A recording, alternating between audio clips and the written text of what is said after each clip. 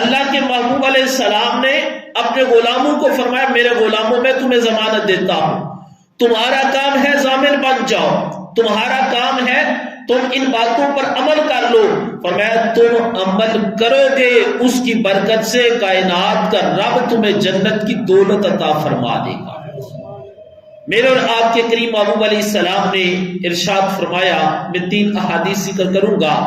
سب سے پہلی حدیث، اللہ کے محبوب نے فرمایا کہ تم مجھے 6 چیزوں کی ضمانت دو، اس کے بدلے میں تمہیں جنت کی ضمانت دیتا۔ یار جنت کوئی عام چیز نہیں ہے، جنت بڑی خاص چیز ہے۔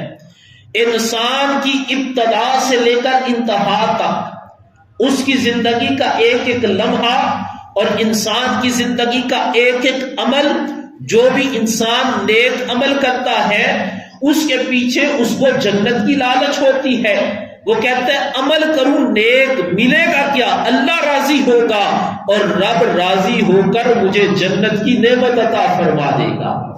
اللہ کے محبوب فرماتے ہیں میرے غلاموں میں تمہیں بتاتا ہوں جس جنت کے لیے تم اعمال کرتے ہو، جس جنت کی تم تمنا رکھتے ہو اور جس جنت میں جانے کے لیے تم اتنی محنت کرتے ہو، فرمایا میں اللہ کا رسول تمہیں بتاتا ہوں تم 6 چیزوں کی ضمانت مجھے دے دو، میں اللہ کا رسول تمہیں جنت کی ضمانت عطا فرما دیتا۔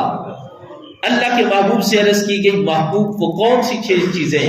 اللہ کے محبوب علیہ السلام نے اس حدیث مبارکہ کے اندر فرمایا سب سے پہلی چیز ہے تم مجھے نماز کی ضمانت دو، میں تمہیں جنت کی ضمانت دیتا ہوں۔ اللہ کے محبوب فرماتے ہیں نماز کی ضمانت۔ نماز کی ضمانت کیا ہے؟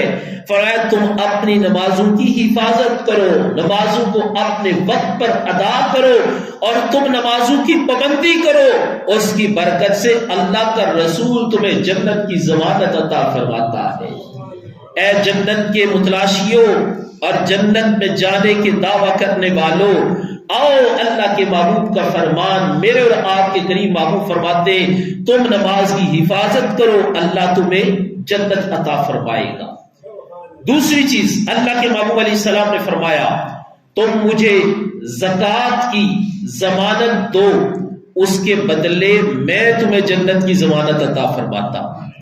فرمایا جب تم پر زکوٰۃ فرض ہو جائے تو تم زکوٰۃ کی ادائیگی میں کوتاہی نہ کرو بلکہ زکوٰۃ کو ادا کرو۔ فرمایا تم مجھے اس کی ضمانت دو، میں اللہ کا رسول تمہیں جنت کی ضمانت عطا فرماتا ہوں۔ تیسری چیز اللہ کے محبوب علیہ السلام نے فرمایا تم مجھے امانت کی ضمانت دو،